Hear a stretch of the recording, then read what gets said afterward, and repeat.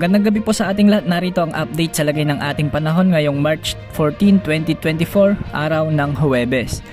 Sa kasalukuyan ay shearline pa rin ang magdadala ng maulap hanggang sa maulang panahon sa bahagi ng eastern section ng Southern Luzon, samantalang northeast monsoon naman ang makakaapekto sa northern at central Luzon at easterlies ang makakaapekto sa natitirang bahagi ng ating bansa. Patuloy na magdadala ng maulap hanggang sa maulang panahon ngayong gabi ang shearline sa bahagi ng Quezon, Camarines Sur, Camarines Norte kasama ang Polillo Islands. Ang mga pag-ulang ito ay posibleng magdulot ng mga biglaang pagbaha at pagguho ng lupa sa mga nasabing lugar. Magiging maulap naman ang mga kalangitan sa Batanes at Babuyan Islands na minsay may mga mahihinang pag-ulan dulot naman ng amihan.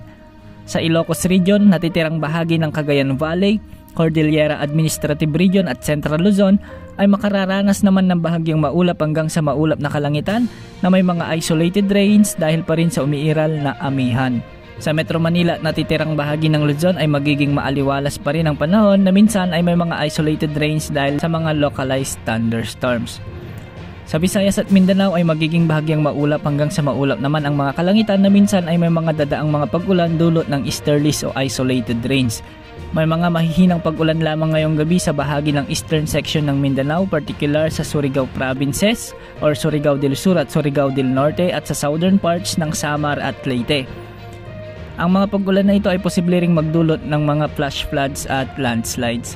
Samantala wala pa ring inaasahang sama ng panahon na maaring pumasok sa ating Philippine Area of Responsibility hanggang sa susunod na 3 hanggang 5 araw, kaya asahan na magiging maaraw pa rin ang ating panahon hanggang sa mga susunod na araw.